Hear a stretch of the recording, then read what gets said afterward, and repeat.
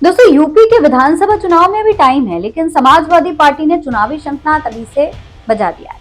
और सबसे दिलचस्प बात यह है कि अखिलेश यादव ने अपने पहले उम्मीदवार का ऐलान किसी साधारण सी सीट से नहीं किया, बल्कि अयोध्या से किया। जी हाँ, वही अयोध्या जहाँ राम मंदिर है, वहाँ बीजेपी की वैचारिक ताकत भी मानी जाती है। सवाल यह है कि आखिर अखिलेश यादव ने सबसे पहले अयोध्या को ही क्यों चुना? आखिर पवन पांडे पर ही इतना भरोसा क्यों जताया? और क्या इसके पीछे कोई बहुत बड़ी राजनीतिक रणनीति छिपी हुई है? आइए इस पर विस्तार से चर्चा करते हैं। दोस्तों, पिछले कुछ महीनों से अखिलेश यादव की राजनीति में लगातार बदलाव देखने को मिल रहा है। पहले पीटीए यानी पिछड़ा, दलित और अल्पसंख्यक की बात की जाती है, फिर ब्राह्मण सम्मेलनों में लगातार मौजूदगी बढ़ती है, भगवान श्री कृष्ण और सनातन प्रतीकों वाले पोस्टर्स लगाए जाते हैं जगह जगह, और अब अयोध्या से पहले उम्मीदवार को घोषित किया गया। ये सब घटनाएं अलग अलग नहीं है, बल्कि एक बहुत बड़े चुनावी प्लान का हिस्सा मानी जा रही है। दरअसल लखनऊ में जनेश्वर मिश्र की जयंती पर आयोजित ब्राह्मण सभा में अखिलेश यादव ने सार्वजनिक मंच से ऐलान किया कि अयोध्या सदर सीट से समाजवादी पार्टी के उम्मीदवार पवन पांडे होंगे। इस बार वही चुनाव जीतेंगे। ये पहली बार नहीं है कि 2027 विधानसभा चुनाव के लिए समाजवादी पार्टी ने किसी सीट पर इतना पहले उम्मीदवार घोषित किया है।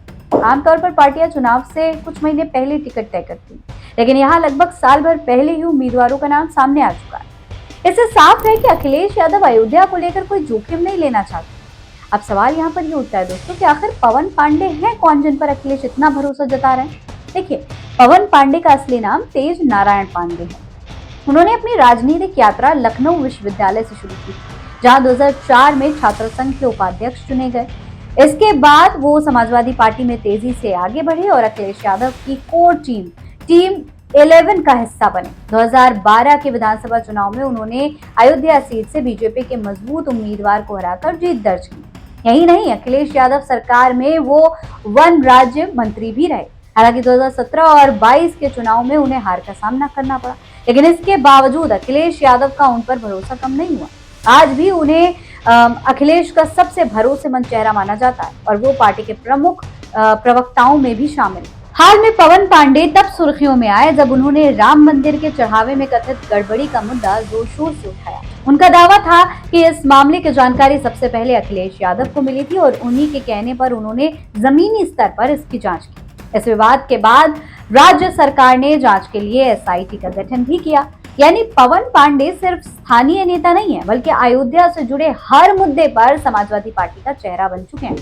लेकिन अब सबसे बड़ा सवाल यही है कि आखिर अखिलेश यादव ने पहला उम्मीदवार अयोध्या से ही क्यों घोषित किया? इसकी पहली वजह तो दोस्तों राजनीतिक संदेश, क्योंकि अयोध्या सिर्फ एक विधानसभा सीट नहीं है, बल्कि भारतीय राजनीति का सबसे बड़ा प्रतीक बन चुकी है। बीजेपी की राजनीति में राम मंदिर एक भावनात्मक और वैचारिक मुद्दा रहा। ऐसे में अगर समाजवादी पार्टी अयोध्या में मजबूत लड़ाई लड़ने का संदेश देती है, तो इसका असर पूरे उत्तर प्रदेश में जा सकता है। अखिलेश ये बताना चाहते हैं कि समाजवादी पार्टी अब अयोध्या के पीछे हटने वाली नहीं। दूसरी वजह है संगठन को समय देना। जब उम्मीदवार 1.5 साल पहले घोषित हो जाएं, तो उसे हर गांव, हर बूथ और हर मोहल्ले में काम करने के लिए अच्छा खासा समय मिल जाता है। बीजेपी की सबसे बड़ी ताकत उसका बूथ मैनेजमेंट माना जाता है। अखिलेश यादव उसी मॉडल का जवाब अपने तरीके से देना चाहते हैं, ताकि चुनाव आते आते पवन पांडे पूरी सीट पर मजबूत पकड़ बना सके। तीसरा और सबसे अहम वजह है ब्राह्मण वोट बैंक। पिछले कुछ समय से अखिलेश यादव लगातार ब्राह्मण समाज को साधने की कोशिश कर रहे हैं।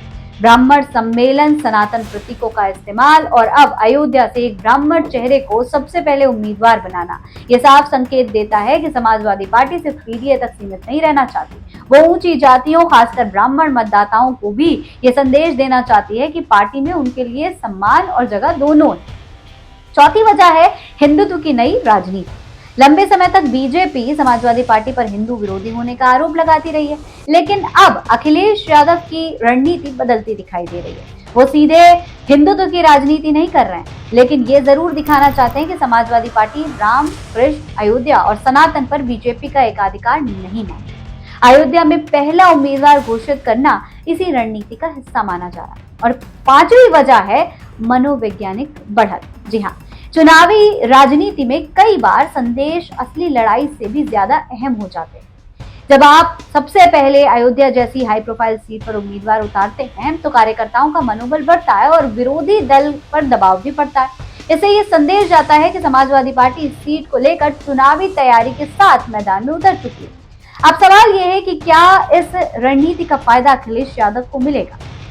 देखिए दोस्तों, अगर पवन पांडे लगातार जनता के बीच में सक्रिय रहते हैं, जितना भी समय उन्हें मिला है उस दौरान काम करते हैं, स्थानीय मुद्दों को उठाते हैं और संगठन को मजबूत करने पर काम करते हैं, तो निश्चित तौर पर समाजवादी पार्टी को इसका चुनावी लाभ तो मिलेगा ही।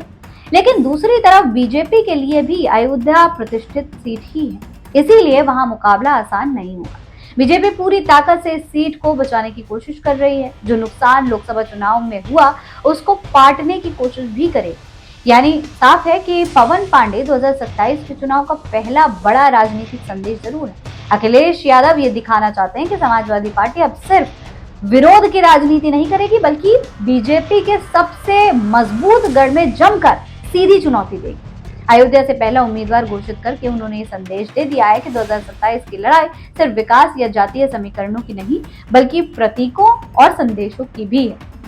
अब देखना होगा कि अखिलेश यादव का ये दांव आने वाले चुनाव में मास्टर स्ट्रोक साबित होगा या फिर बीजेपी अयोध्या में अपनी पकड़ पहले की तरह बरकरार रखेगी।